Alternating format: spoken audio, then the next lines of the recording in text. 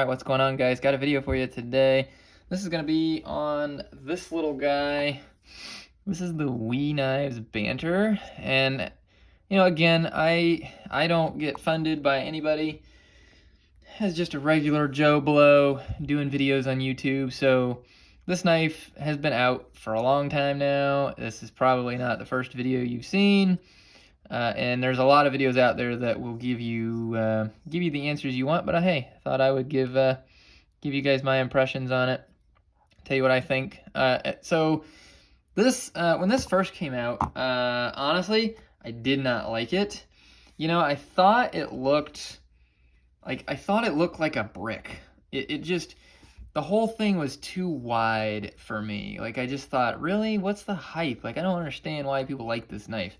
I'm used to knives like the Sebenza. Everything kind of comes in a little bit. Here's the Benchmade Mini Griptilian. It's kind of thick up here, but then it tapers down.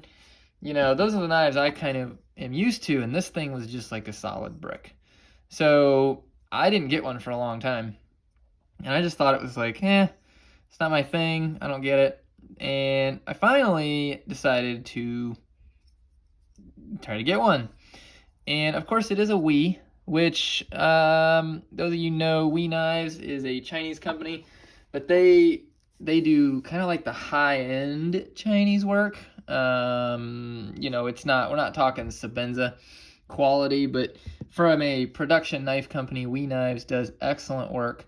And I always wanted a Wee knife, didn't have any yet, so this was kind of like, okay, let me try the Banter, get a Wee, see how things are, and go from there. So I picked this guy up, and I actually picked up the blue one, and it was like blue. We're talking really, really blue. So, I'm not good at making decisions at all, and I couldn't decide what color to get. And my reasoning to get the blue was because Ben Peterson, who designed the Banter, I guess his favorite color is blue, or at least that's what I pick up from what I've heard. So I thought, well, in honor of him making the knife, I'll get the color he liked the most. So picked up blue, carried it for a while, and finally was like, okay, I can't do the blue. Like, this is just too blue for me.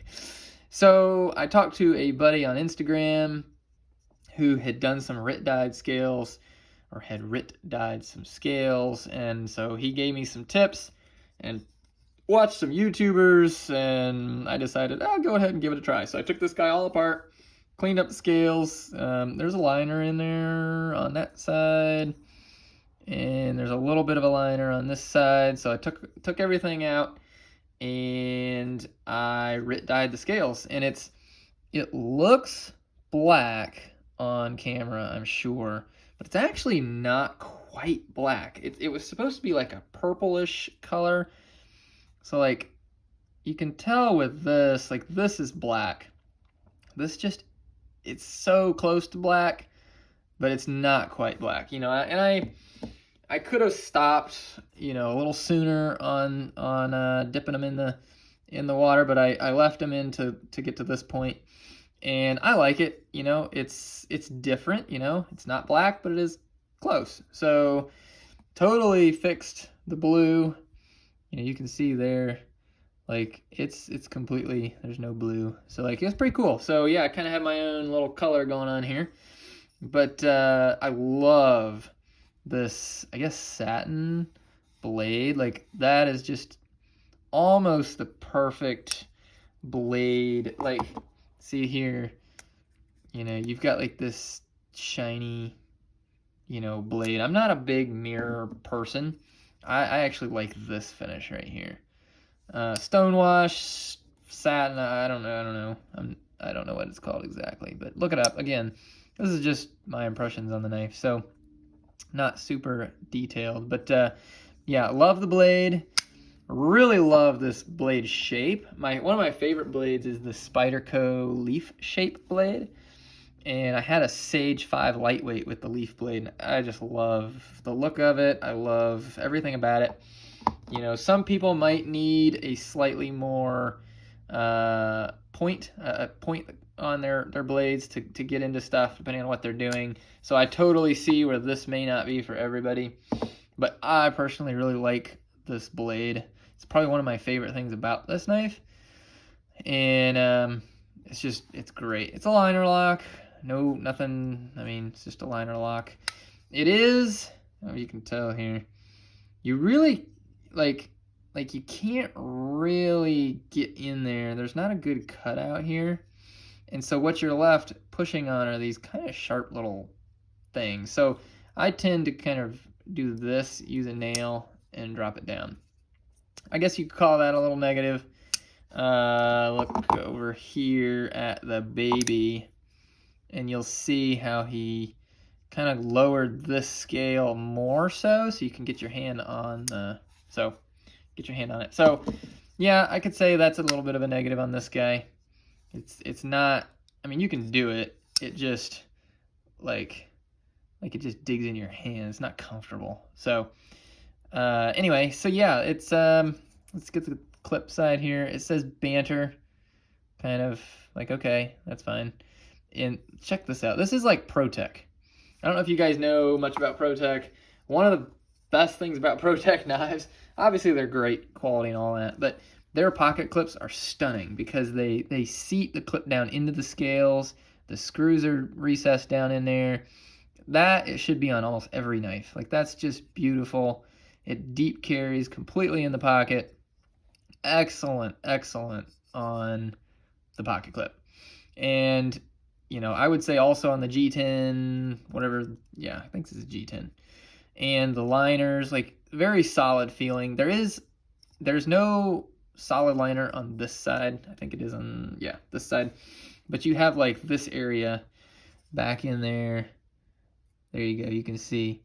There's your metal insert, and then the rest of it's just a G10. But it's totally fine. Nothing, no complaints there. But yeah, super great pocket clip. Something funny, it says Banter, because this is the wee Banter. This is the baby Banter. It says Banter. Pretty sure they just kept using the same clip. Anyway, I'll talk about this one later. A different video. So yeah, super nice, beautiful blade. It's not too heavy. The size that I really turned me off really doesn't bother me anymore. I've gotten over it. I actually kind of like it. It doesn't cause any issues in the pocket. You know, doesn't feel like you have a brick in your pocket because it carries so deep. It's light, and it is fairly small.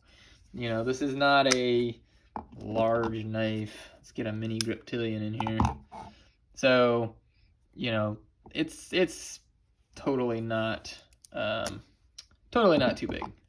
Great size for me. I really like this size knife. If I was honest, this is my go-to. You know, I've got this guy, Sabenza, mini grip, and they're all basically the same. But yeah, he did a really good job. Made by Wee. It's on bearings. It's super snappy, and I am not good at thumb studs, and I can open this guy really well. So it actually makes me feel really cool because I can actually do that. And super snappy, easy. I mean, it wasn't hard to take apart, put back together, no issues. And yeah, it's really cool. I really like this knife a lot more than I think. Now, I look at this knife. I think this is like 100, right around 100. I don't know, something like that. I look at this as like the everyman's knife or every woman's knife, whichever you happen to be.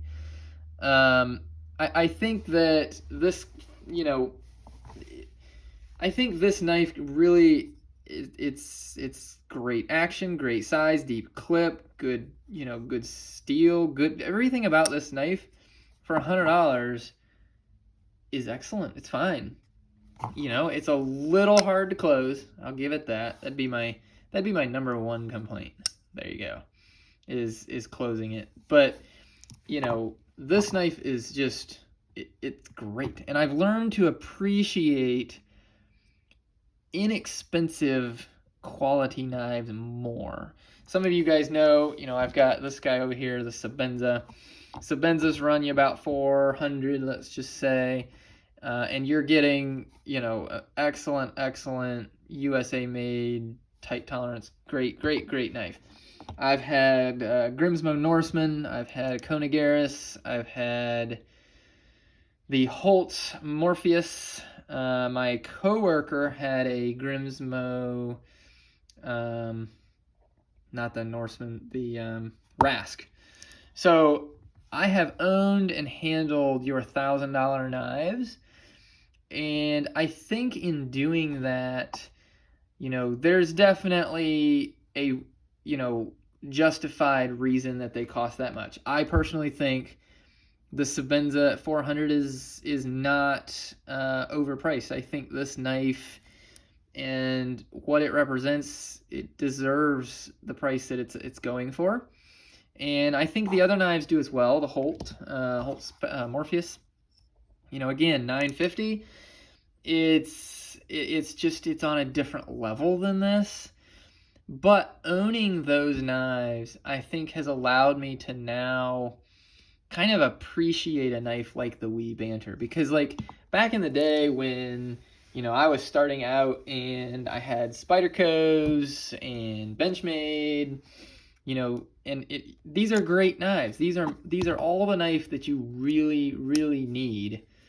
And however, as you're in the knife community and you see all these posts and you see these super nice high-end knives, you kind of start to just, like, you don't appreciate your $100 Wee Banter because you're looking up to these quote-unquote better, nicer knives. This was a grail for me, and it took me a while before I got up to this level. But because of that, it's hard to appreciate a knife, at $100. And sometimes I think, it's just human nature. Well, that's just so much better, or XYZ. And I think by owning some of these, I've owned all the ones mentioned, except I didn't personally own the Rask. And I've experienced the quality. I understand it. I can justify it. However, I now have a better appreciation for the Wee Banter, because I look at this and it's like, now that longing and that desire for a high-end knife that itch has been scratched. Now I can look at this and say, you know what, this really is an everyman's knife. This knife really could do every single thing I need it to do. If every single knife was gone and this was the only knife that I owned, I would be completely satisfied from a knife standpoint. This knife would do everything that I need it to do. Now, obviously, my situation and your situation is different. I am not, in the woods cutting down tree. Like, different jobs require different types of knives. If I were hunting and hiking and trekking through the woods, yeah, this would be a fine pocket knife, but I'd want a bigger knife as well. So keep that in mind. But for my everyday use case, the Wee Banter, it just really it stands out as it could be the perfect knife. It could satisfy everything. It's just a great, great knife.